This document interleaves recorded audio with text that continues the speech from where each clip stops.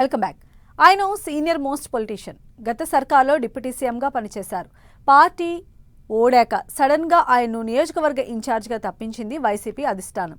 దీంతో ఆయన గారు నియోజకవర్గ ఇన్ఛార్జ్కు సహాయ నిరాకరణే ఎజెండాగా పెట్టుకున్నారట. క్యాడర్ కొత్త ఇన్ఛార్జ్ వైపు మొగ్గు చూపుతుంటే ఆ మాజీ మంత్రి మాత్రం డైలమాలో ఉండిపోయారట. ఇందుకు ఎవరా నేత? ఆయన్ను ఇన్ఛార్జ్ బాధ్యతల నుంచి ఎందుకు తప్పించినట్లు? ఆ సీనియర్ నేత రాజకీయ భవిష్యత్తుకు దారేది?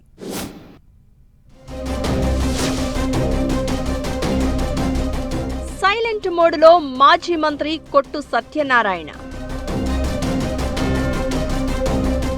తాడేపల్లిగూడెం వైసీపీ కోఆర్డినేటర్గా వడ్డీ రఘురాం.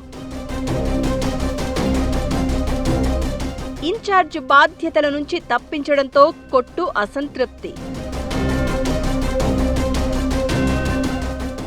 మాజీ డిప్యూటీ సీఎం రాజకీయ భవిష్యత్ ప్రశ్నార్థకమేనా?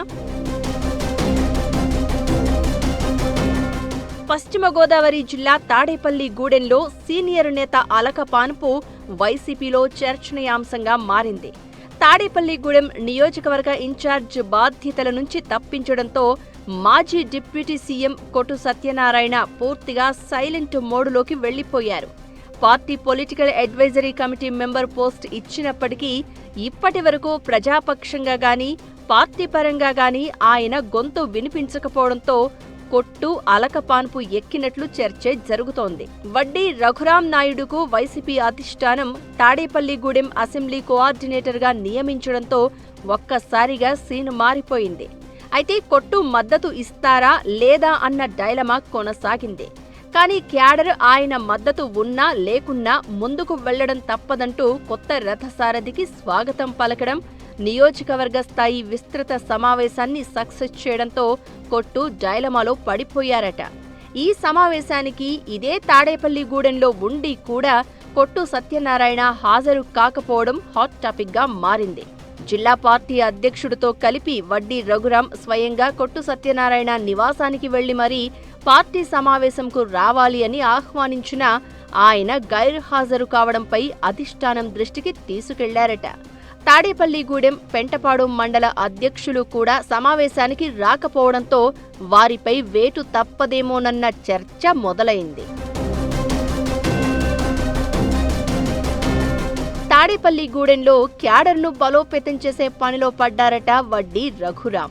పార్టీ ఇన్ఛార్జ్ బాధ్యతల నుంచి తొలగించిన తర్వాత ఎక్కడా కనపడని కొట్టు సత్యనారాయణ భీమవరం పర్యటనకు వెళ్లిన వైసీపీ అధినేత జగన్కు స్వాగతం పలికారు.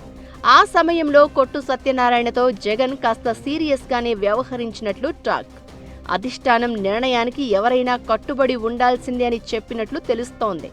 దీంతో కాంగ్రెస్ పార్టీలో, ఆ తర్వాత టీడీపీలో, ఆ తర్వాత వైసీపీలో చేరి ఎమ్మెల్యేగా, మంత్రిగా, డిప్యూటీ సీఎంగా కూడా పనిచేసిన కొట్టు సత్యనారాయణ నెక్స్ట్ స్టెప్ ఏంటనేది ఆసక్తికరంగా మారింది.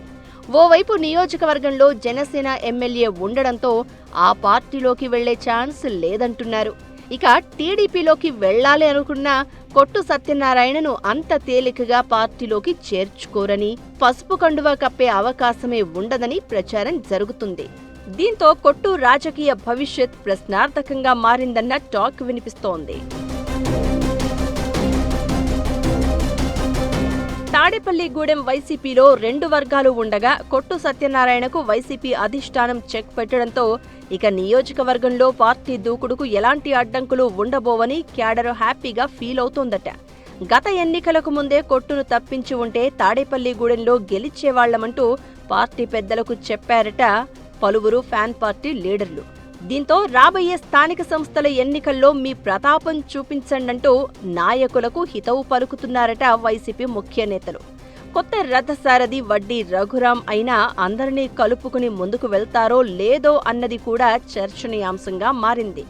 అలక మీదున్న కొట్టు సత్యనారాయణ యాక్టివ్ అవుతారా లేక తన దారి తాను చూసుకుంటారా అనేది క్యాడర్ను వెంటాడుతున్న ప్రశ్న. కొట్టుకు మద్దతుగా వైసీపీ నియోజకవర్గ విస్తృత స్థాయి సమావేశానికి గైర్హాజరైన మండల అధ్యక్షులపైన వేటు వేస్తారా?